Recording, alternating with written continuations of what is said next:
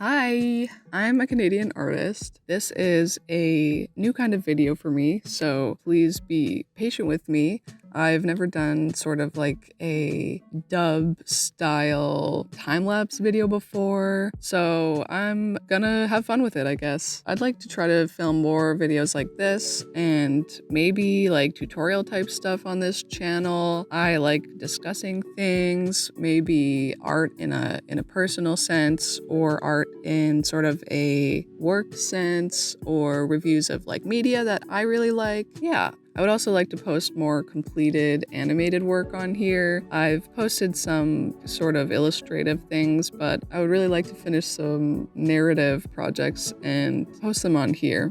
Yeah, that would be fun, including this that I'm working on right now. I really hope I can keep going with this. So these cats that I'm modeling are for a short film that I want to make. It's gonna be sort of like a horror slash thriller kind of spooky type film.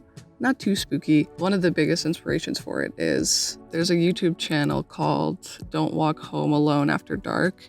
I believe it's made by other Canadian artists. They make spooky short films. There's one called The Worm and there's one called The Pine Creepers. They're really good. I would recommend going and checking them out. What I like about them is it's a pretty limited animation style. It's sort of a lot of still shots with effects, and there is sort of a narrator who carries a lot of this story. There's sort of the sound and the audio carries a lot of it, so they're able to get away with a very simple and stylized animation style, and it looks really good. It's like the drawings are lovely. It looks really good, and they're able to achieve something really strong on a limited amount of resources, which is pretty inspiring to me as a sort of artist that's making like solo work. I thought it was really cool, and I watched it around Halloween, and I was really just feeling those spooky vibes, and I wanted to sort of make my own little spooky thing with this idea in mind of sort of really limited film, I don't know, like I guess a strategy. So I have my own little idea here that I have been working on, and I'm really having fun with it. So yeah, I'm gonna try that same thing where I really try to limit my animation, but rely on sort of narration and storytelling to really bolster the whole thing. I really like writing and storytelling in all kinds of ways, so I don't know, I'm really happy to mix things up in this way. So with the project, I have finished 2 human rigs already. I have one more rig to make after these cats, which is it's a monster rig. That one I still have to design, so that's going to take me a minute. That's progress to be made. I have to make that rig, and I also have to make an environment, which is going to be like a fishery exterior and interior. So that's still work cut out for me. And then the whole posing and, you know, lighting, camera, yada yada yada. I'm trying to limit the style. I'm trying not to go too crazy so that I can actually finish it. With these cats that I'm making, just like the other rigs that I've made, you know, I don't think they're perfect. You can see at some point in this video, I am kind of like messing around with the rigs, like trying to make them sit, like I wanted them to sit, but cat legs are kind of like weird and complicated and difficult, and with the simple type of rig I'm making, it's a little bit weird.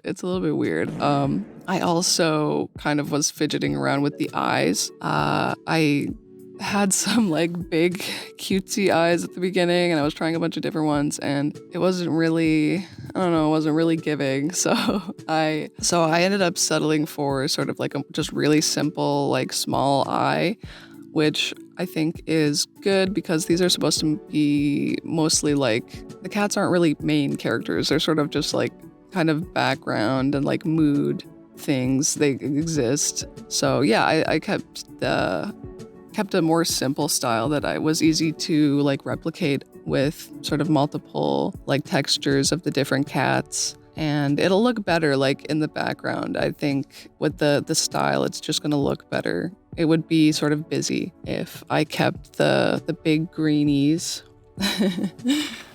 It's a lot of work to make a film. It's a lot of work to make a film by yourself. I think a lot of people don't understand how much work animation is if you haven't done it before. It takes, hours to create like seconds of animation, whether that's like 3D or 2D, like especially if you have really complicated characters or you have multiple characters in a scene, like it's very intensive. I mean, me included, I didn't really understand that when I first got interested in animation. I was always interested in storytelling, and I, at some point, I think wanted to go into like film, but I thought that there were sort of barriers in film. The barriers to me creating stuff was like, I need to find other people to make stuff with me, like actors and whoever, like, a team. And I thought, oh, if I go into like art and animation, I could just like make my own films and I don't really like need anyone. But then I realized it takes a really, really long time to, if you want to make something like complex, like it takes a really, really long time to make animation. It's not sort of like a shortcut. I'm learning that I can make things, but I really have to learn to stylize them and limit myself and put a cap on perfectionism, because it will be impossible for you to finish anything on your own. You really have to learn to let go of an image you have in your head of what your finished product's going to look like. So that's been something that I've been working on, is just making it good enough and moving on, right? I think the rigs are going to be good enough, and then I can like finish a story. And if you can make the style something that sort of, I don't know, shines from good enoughness, then it's all the better, right? Like, depending on the style you have, like sometimes it doesn't have to be perfect. Sometimes that offness gives it a bit of charm. So I don't know. I'm trying to just be happy with each thing I'm creating one by one and just moving on and trying to get it done.